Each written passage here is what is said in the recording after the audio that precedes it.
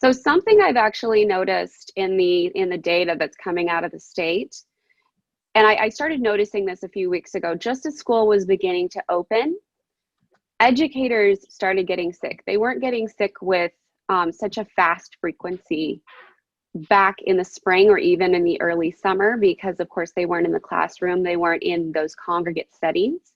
But one thing I'm noticing, and it's happening with both educators and with kids and teens, we're seeing exponential growth in those two groups in the graphs. And that's pretty concerning, because when we see exponential growth in positives, we expect that there will be growth in hospitalizations and deaths.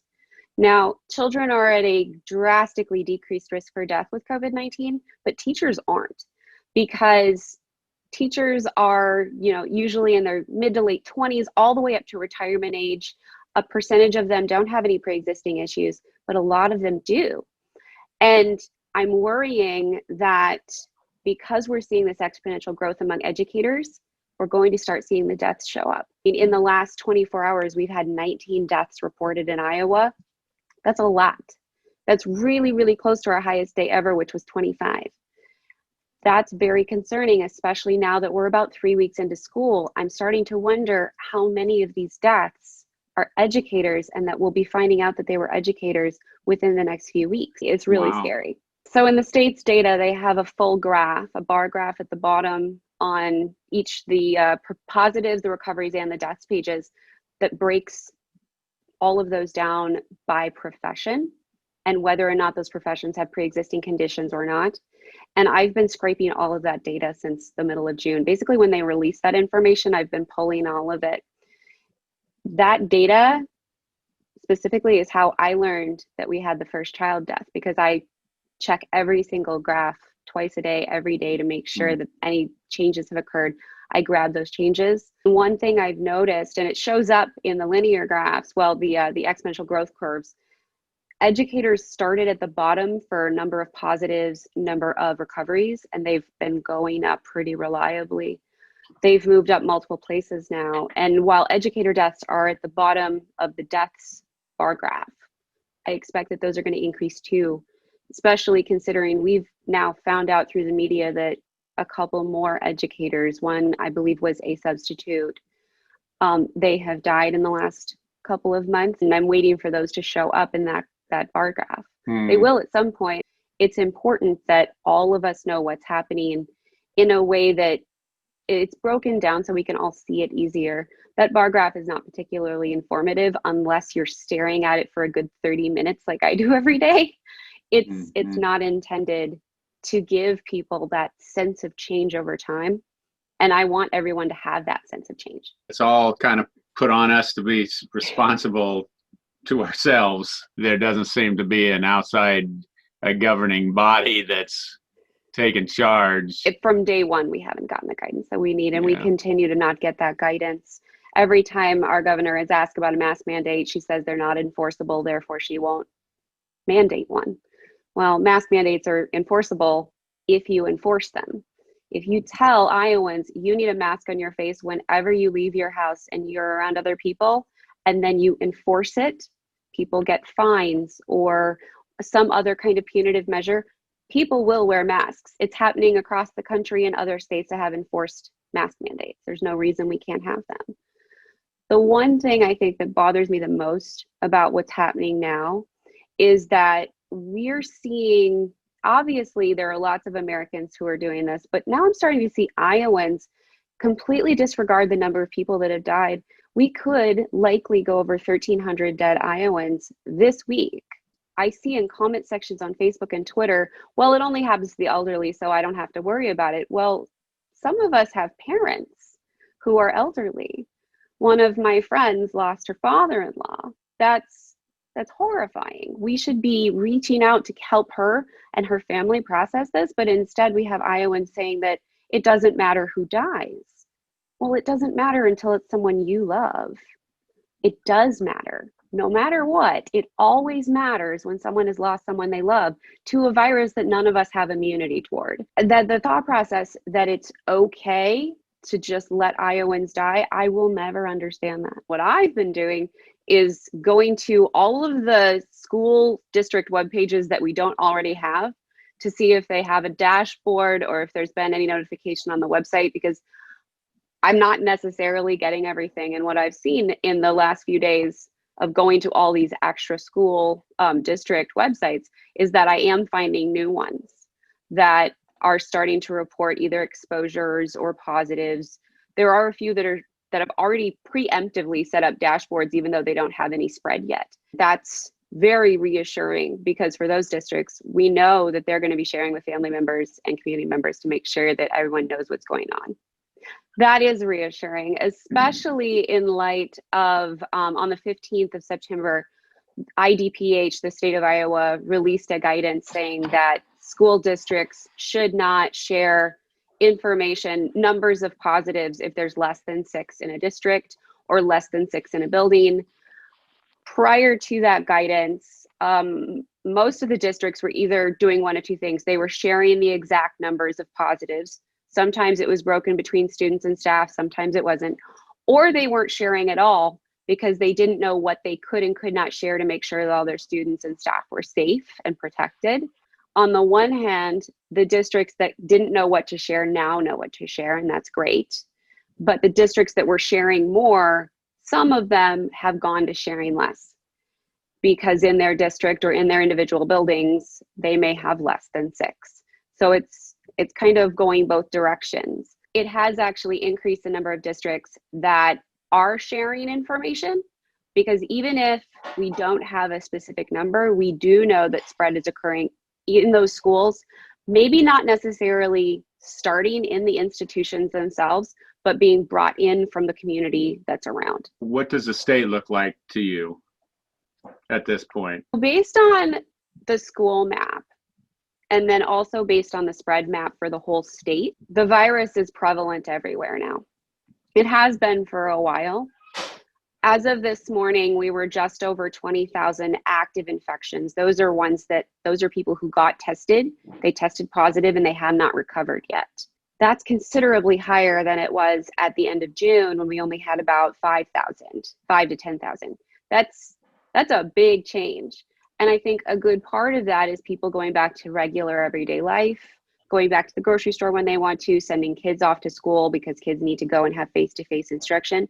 We're going to see an increase in spread. The trick is that we need to try to pull back on it as much as we can without going back to a full shutdown.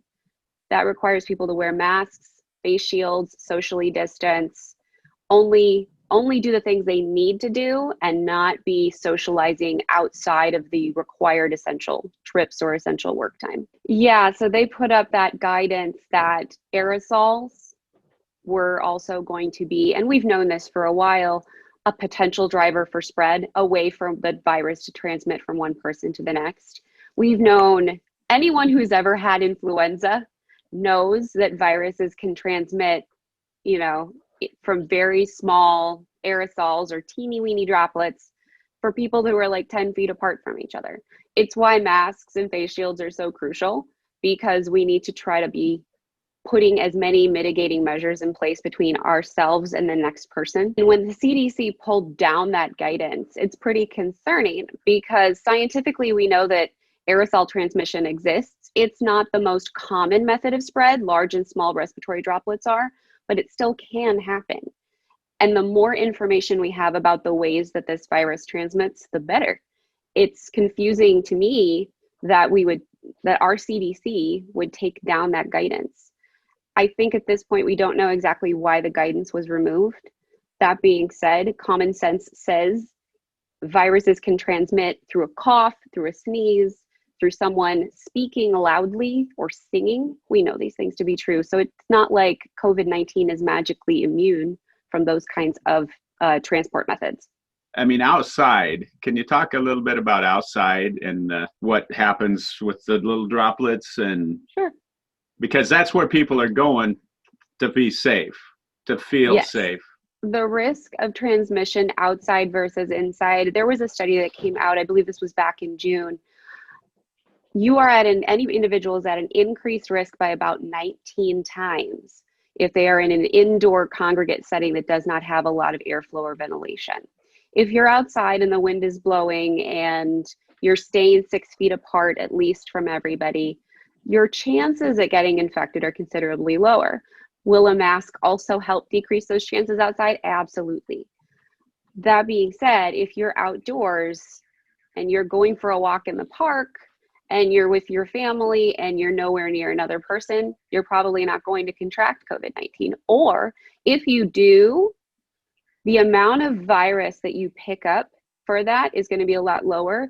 And there's been some recent studies that have indicated that the amount of virus that you're exposed to, the viral inoculum, the lower it is, the more mild your infection is. And again, vice versa, the same applies for inside.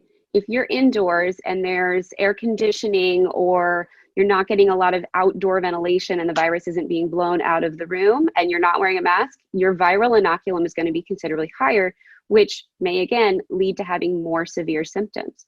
As a result, when you're inside, it's crucial that you wear a face mask and hopefully also a face shield to try to protect yourself as much as possible from the virus that is, well, around you at all times.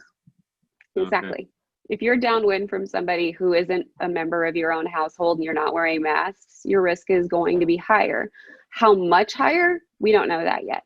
But we do know that if the wind is blowing and it's blowing, well, air away from you, like if your back is to the wind, chances are you can be talking to someone and you'll probably be okay.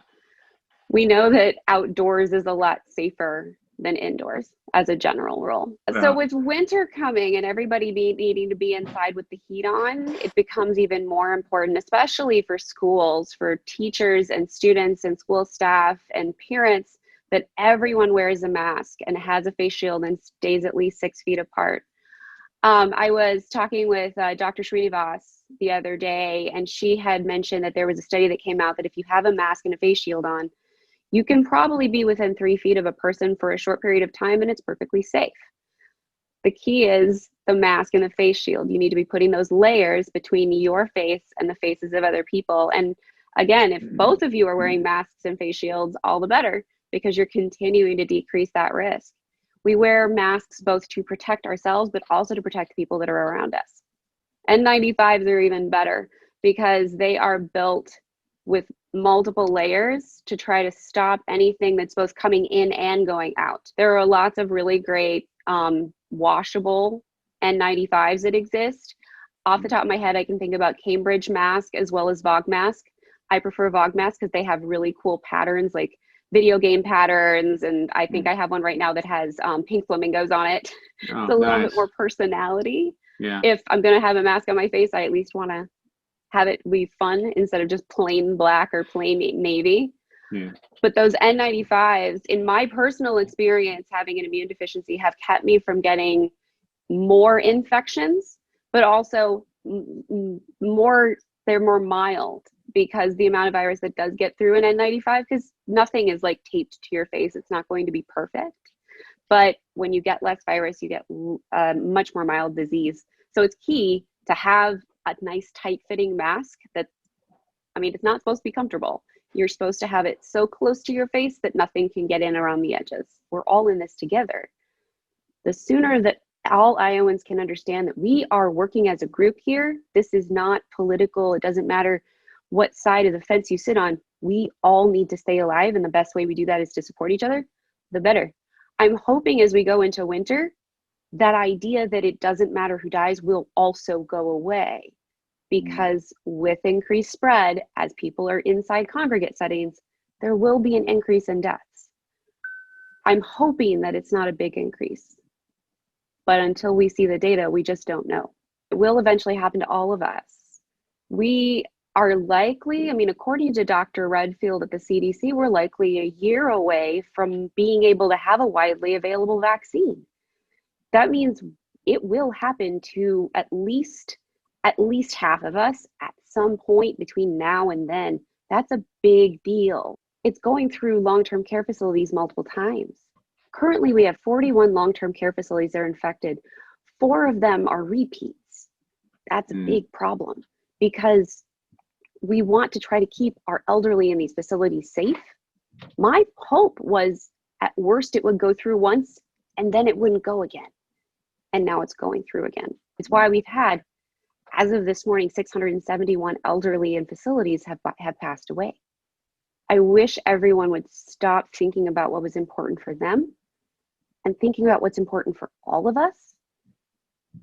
Because if we work together as a team and we all wear masks and we try to stay away from each other and we protect each other as much as possible, this virus is going to infect fewer of us, and then fewer of us are going to die.